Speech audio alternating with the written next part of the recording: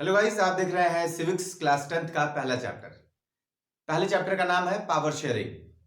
Power sharing, सबसे पहले तो हम इस नाम को समझें कि ये नाम क्या है।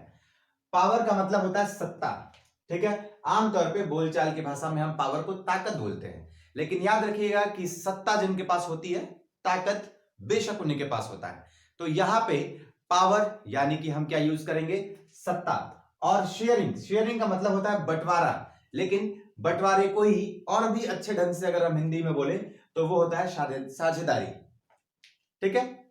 तो सत्ता की साझेदारी इस चैप्टर का नाम है, ठीक है। बहुत अच्छे तरीके से समझने के लिए आप ये बस जानिए कि किस तरीके से किसी भी एक देश में शासन, प्रशासन और सत्ता को किस तरीके से बांटा जाए, अपर लेवल से लोअर लेवल तक, ठीक है। इस पूरे ही प्रोसेस को सत्ता की साझेदारी या फिर पावर शेयरिंग कहते हैं, है ना। अब पावर शेयरिंग को आप बहुत ही छोटे में समझ गए होंगे। इसके बाद से आपको ये सारे ही टॉपिक एक तरीके से अपने जहन में बिठा लेने हैं, क्योंकि यही सारे टॉपिक से आज का ये पूरा ही वीडियो सेशन होने वाला है, ठीक है। हम एक एक टॉपिक पे बात करेंगे कि भाई ये क्या था, कैसे था, ठीक है। अभी बस इस वीडियो में हमारा काम ये होगा कि हम केवल एक केस स्टडी उठाएंगे, वहां पे क्या प्रॉब्लम्स थी हम उनके बारे में बात करेंगे, है ना। तो सबसे पहले अगर सत्ता की साझेदारी की बात हम कर लिए और आप समझ लिए होंगे ऐसा उम्मीद करते हैं, लेकिन सत्ता क्या होता है, अगर आपसे यह पूछा जाए कि सत्ता क्या होता है, ठीक।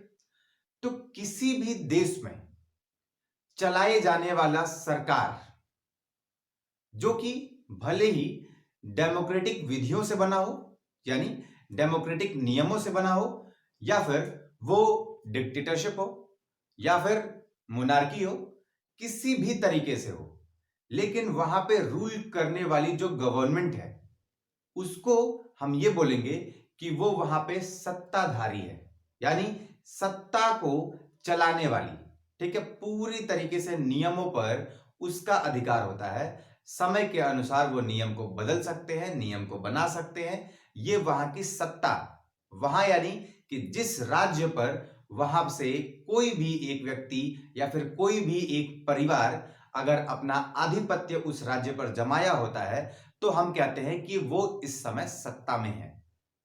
अब एक एरिया के अनुसार देखा जाए, एक देश के अनुसार देखा जाए, तो आमतौर पे प्रत्येक देश में बहुत सारी विविधताएं होती हैं, बहुत सारे डिफरेंसेस होते हैं।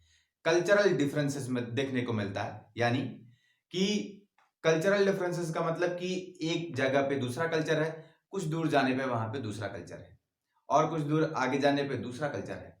जैसे कि अपने वहां का आप एग्जाम्पल देख लीजिए कि हम अपने वहां बिहार, यूपी में कितना अच्छे तरीके से छठ पर्व मनाया जाता है। आप वहीं अगल बगल के राज्यों में जाइए, वहां छठ पर्व बहुत अच्छे तरीके से नहीं मनाया जाता है या फिर बहुत कम लोग मनाते हैं, ठीक है। तो ये क्या हो गया, ये कल्चरल डिफरेंसेस हो गया, ठीक है। लैंग्वेज में डिफरेंस देखने को मिलता है, ये तो आम तौर पे आप ही देखते होंगे, हो सकता है कि आप कहीं दूसरे गांव के हो, कहीं शहर में रह करके पढ़ाई करते हो, आपके गांव के बोलने का तरीका अलग होगा। और वहीं अगर आपके गांव में भोजपुरी बोली जाती होगी तो बिहार की भोजपुरी और आपकी भोजपुरी जरूर थोड़ा बहुत अलग होगी, है ना। तो यहां एक बताने का प्रयास किया जा रहा है कि आप भाषा के आधार पर विविधताएं देखेंगे, आप कल्चर के आधार पर विविधताएं देखेंगे, और आप पहनावे, बोली, विचार के आधार पे आप विविधताओं को देखेंगे, ठीक है। धर्म के आधार पर विविधताओं को देखेंगे, जाति के आधार पर विविधताओं को देखेंगे। तो एक तरीके से एक जो पूरा ही कंट्री होता है, पूरा जो राज्य होता है, देश होता है, वो बहुत सारे अलग अलग लोगों को लेकर के बना हुआ होता है, ठीक है।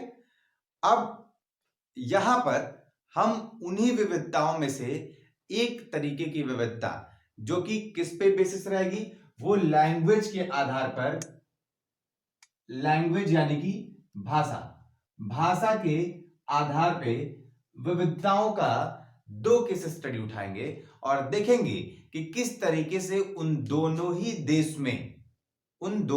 में किस तरीके से पावर शेयरिंग करके और वहां के तत्कालीन जो भी मुद्दे थे उनको सुलझाया गया या फिर उलझाया गया, और उन दोनों ही देशों में हम कंपैरिजन करेंगे कि किस देश का पावर शेयरिंग बेहतरीन ढंग से हुआ था।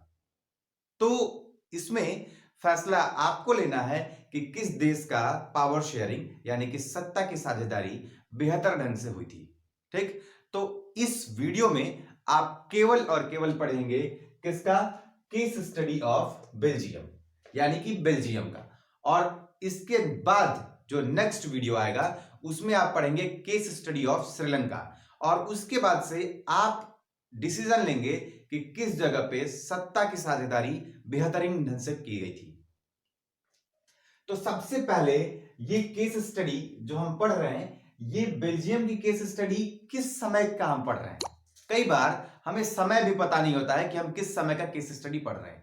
ठीक है, तो इस बात को याद रखिएगा ताकि जब भी आप एग्जाम में लिखेंगे तो जब आप डेट का यूज करते हैं तो वो ज्यादा इंपैक्टफुल होता है ना। तो याद रखिएगा कि 1950 से लेकर के 1960 के बीच में क्या हुआ था? बेल्जियम में लैंग्वेज को लेकर के आपसी डिस्प्यूट वहां के जनता में बढ़ गई थी, यानी आपसी विवाद वहां के जनता में धीरे धीरे उभरना स्टार्ट हो गई थी। कब? 1950 से, और 1960 तक जाते जाते ये एक बड़ा रूप ले लिया था आपसी विवाद का। ठीक, तो किस तरीके से भाषा एक विवाद बन सकता है, ये भी एक समझने वाली बात है। वैसे थोड़ा सा हम बेल्जियम के बारे में चर्चा कर ले कि बेल्जियम है क्या और बेल्जियम किस जगह पे स्थित है। तो बेल्जियम यूरोप का एक बहुत ही छोटा देश है। ठीक है, जिसकी सीमाएं याद रखिएगा, बेल्जियम यूरोप का एक बहुत छोटा देश है। यहां तक आप कह सकते हैं कि हरियाणा से भी छोटा देश है। ठीक है, हरियाणा से भी छोटा देश है का मतलब कि हरियाणा से छोटा देश का मतलब कि एरिया के आधार पे अगर आप देखेंगे तो हरियाणा से छोटा तो है ही। ठीक है, लेकिन आप अगर पॉपुलेशन के आधार पर भी देखें तो इसका पॉपुलेशन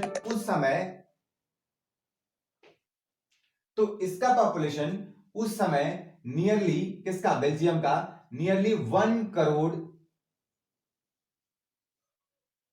था।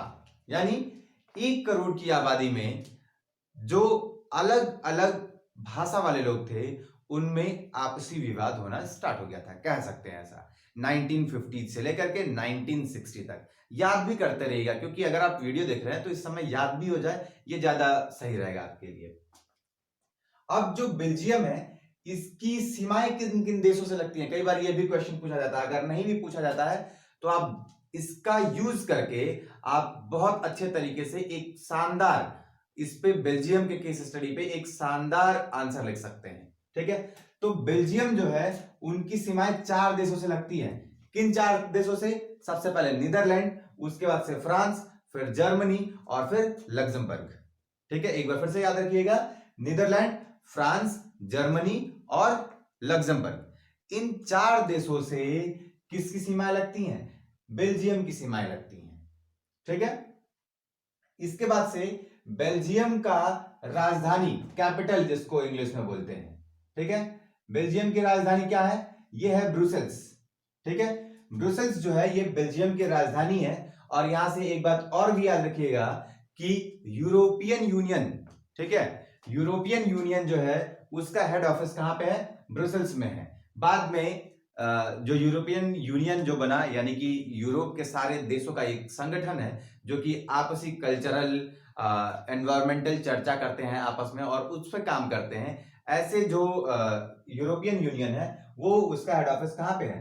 ब्रुसेल्स में है। ठीक है, तो ये भी आपके लिए एक महत्वपूर्ण जानकारी हो जाती है। अब मेन जो जानकारी यहाँ पे केस स्टडी की बात आती है वो केस स्टडी ये है। ठीक है, याद रखेंगे, ये है पूरे ही जनता, यानी 1 करोड़ की जनता को अगर 59% में बांट दिया जाए तो जितने संख्या आती है लगभग उतने लोग डच स्पीकर थे। यानी उन लोग को जो भाषा आती थी वो आती थी डच भाषा। और उनके एरिया का क्या नाम था? वो जिस एरिया में रहते थे, किसके एरिया में? बेल्जियम के जिस एरिया में वो लोग रहते थे उसका नाम था फ्लेमिश। ठीक, ऐसे ही 1 करोड़ की आबादी टोटल थी, उसका 40% हिस्सा जो था वो फ्रेंच बोलता था। और वो फ्रेंच बोलने वाले जो लोग थे वो वैलन क्षेत्र में रहते थे। इसको आपको याद करना होगा। और साथ ही साथ पूरे 1 करोड़ की जनसंख्या में केवल और केवल 1% ऐसे लोग थे जो जर्मन बोलते थे और वो लोग ईस्ट कैंटन्स में रहते थे। ठीक है, तो ये पूरा बेल्जियम के जनता का एक खाका है एक तरीके से कि वो कितने परसेंट लोग कौन सी भाषा बोलते थे और किस एरिया में रहते थे। लेकिन यहाँ पे एक बहुत महत्वपूर्ण जानकारी ये थी कि जो 40% यानी ये लोग क्या थे, ये लोग माइनॉरिटी में थे। माइनॉरिटी मतलब ये लोग अल्पसंख्यक थे, हिंदी में इसको बोलते हैं अल्पसंख्यक। ठीक है, और यहाँ पे 59% जो लोग थे ये क्या थे, ये लोग बहुसंख्यक थे। बहुसंख्यक को हिंदी में इंग्लिश में क्या बोलते हैं, इसको बोलते हैं मेजॉरिटी इनकी थी। ठीक है, किसकी मेजॉरिटी थी, डच स्पीकर्स की मेजॉरिटी थी। फ्रेंच स्पीकर्स क्या थे, माइनर थे, माइनॉरिटी थे। और जर्मन को तो आप एक तरीके से ना भी मान ले तो भी कोई बड़ी बात नहीं है, क्योंकि इनकी जो संख्या थी वो केवल और केवल 1% थी। ठीक है, अब हम यहाँ पे बात करेंगे कि किस तरीके से बेल्जियम में अलग अलग भाषा बोलने वाले जो लोग थे उन लोग का सोशल स्टेटस किस किस तरीके से था। जैसे सबसे पहले अगर हम बात करें फ्रेंच लोगों की, यानी कि जो लोग फ्रेंच भाषा बोलते थे उनकी, तो अगर इनकी बात करेंगे तो ये लोग कैसे थे, ये लोग सबसे पहले तो रिचर थे, यानी कि ये लोग अमीर थे। किसकी अपेक्षा अमीर थे, डच पीपल। ठीक, और आपको ये बात बेशक पता होगी कि जो फ्रेंच लोग थे, ठीक है, ये लोग 40% थे। ठीक, और जो डच लोग थे ये लोग थे 59%। अब जाहिर सी बात है कि ये लोग मेजॉरिटी में थे। मेजॉरिटी मतलब कि इनकी संख्या ज्यादा थी, यानी कि ये बहुसंख्यक थे। ठीक है, और मेजॉरिटी में होने के बावजूद भी ये लोग क्या थे, ये लोग पुअरर थे। ठीक है, यानी ये लोग गरीब थे, किसकी अपेक्षा, फ्रेंच की अपेक्षा। साथ ही साथ जो डच पीपल थे ये लोग कैपिटल से दूर रहते थे, यानी कि जो कैपिटल के आसपास के जो क्षेत्र थे वहां पे फ्रेंच लोग रहते थे, यानी कि जो भाषा फ्रेंच बोलते थे। ठीक है, ऐसे लोग कैपिटल यानी कि ब्रुसेल्स के आसपास में रहते थे। ठीक है, कितने परसेंट वो लोग थे, वो 40% of total population of Belgium थे, है ना। तो ये तो ठीक है यहां तक में। इसके बाद से अगर पॉलिटिकल पावर की देखी जाए तो इनका जो पॉलिटिकल पावर था, यानी कि फ्रेंच का जो पॉलिटिकल पावर था, ये कहीं ना कहीं ज्यादा था। वहीं पे अगर इनके पॉलिटिकल पावर की बात करें तो इनका पॉलिटिकल पावर जो था वो कहीं ना कहीं फ्रेंच भाषी लोगों की अपेक्षा में बहुत कम था। ठीक, तो ये कुछ ऐसे फैक्ट थे जो इन दोनों में ही, खास करके फ्रेंच और डच, जर्मन की बात तो दूर, ठीक है, इन दोनों के बीच में खाई पैदा कर रहा था, जिसका एक तरीके से जिसका खामियाजा देखने को भी मिला 1950 से लेकर के और 1960s के बीच में। ये खामियाजा देखने को मिला कि इनमें आपस में जो खाई थी वो एक तरीके से बहुत बढ़ गई और वही जाकर के आगे चल करके इन दोनों में विषमता और इन दोनों में आपसी मनमुटाव का कारण बनता है। ठीक है,